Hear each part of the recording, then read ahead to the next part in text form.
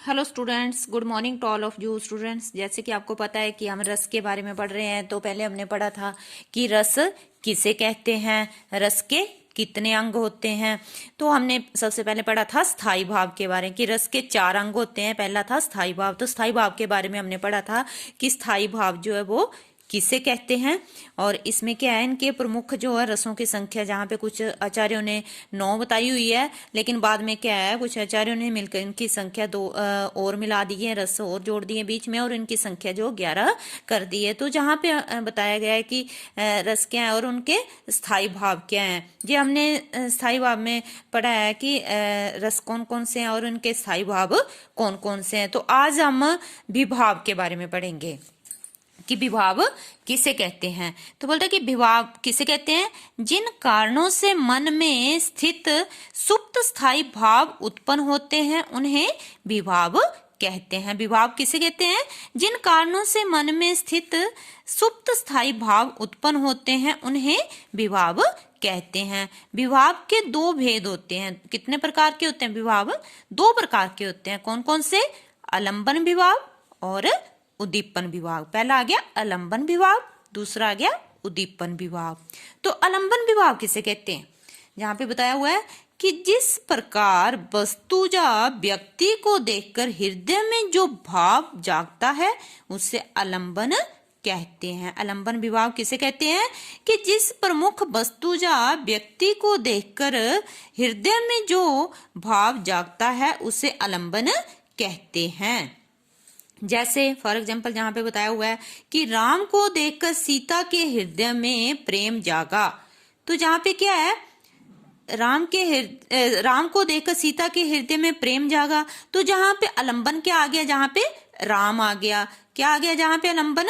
राम। अतः जहाँ पे राम आलंबन है। उसके बाद है उद्दीपन। उद्दीपन विभाग किसे कहते हैं, जिन प्रेरक परिस्थितियों या व्यक्तियों के सहयोग से मूल भाव जागने में सहायता मिले उन्हें उद्दीपन कहते हैं। उद्दीपन किसे कहते हैं, जिन प्रेरक परिस्थितियों या व्यक्तियों के सहयोग से मूल भाव जागने में सहायता मिले उन्हें उद्दीपन कहते हैं। जैसे सांप की फुंकार, यह स्थायी भाव भय उद्दीपित करता था। तो जहाँ पे सांप की फुंकार सुनकर जो भय उत्पन्न हो रहा है वो किस में आ गया? उद्दीपन विभाव में आ गया।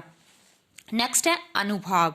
अनुभाव किसे कहते हैं? तो बोलता है कि मन में आने वाले स्थायी भाव के कारण मनुष्य में कुछ शारीरिक चेष्टाएं उत्पन्न होती हैं, वे अनुभाव कहलाती हैं। अनुभाव किसे कहते हैं कि मन में आने वाली स्थायी भाव के कारण मनुष्य में कुछ शारीरिक चेष्टाएं उत्पन्न होती हैं, वे अनुभाव कहलाती हैं। जैसे सांप को देखकर बचाव के लिए जोर जोर से चिल्लाना। अर्थात जहाँ पे बताया हुआ है कि जो हमारे शरीर की कुछ बाहरी चेष्टाएं उत्पन्न होती हैं, जैसे किसी मतलब डर उत्पन्न हो रहा है, उससे क्या है, जैसे हम जोर जोर से चिल्ला रहे हैं। जैसे सांप को बताया हुआ है फॉर एग्जांपल कि सांप को देखकर जो है, अगर किसी ने सांप देख लिया तो अपने बचाव के लिए वो क्या है, जोर जोर से चिल्लाएगा। तो इससे क्या है, जो उसकी जो शारीरिक चेष्टाएं उत्पन्न हो रही हैं वो किस में आ जाएंगी?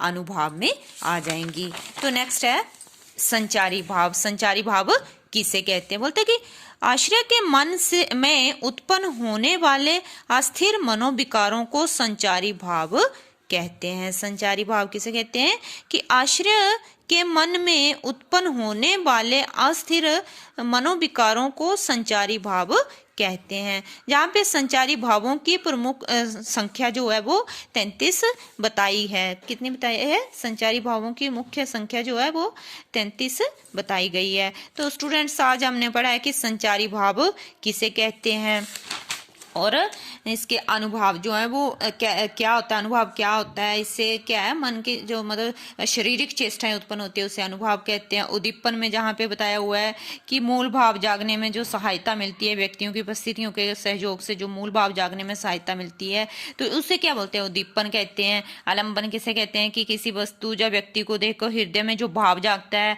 उसे क्या बोलते हैं? आलंबन विभाव कहते हैं। तो आज हमने इसके बारे में पढ़ा है, विभाव के बारे में पढ़ा है। तो स्टूडेंट्स, आपने वीडियो जो है ध्यान से देखनी है, इसको सुनना है ध्यान से। तो फिर कल हम जो है इसके बारे में रस और इनके स्थायी भाव जो इनके बारे में पढ़ेंगे। Thank you.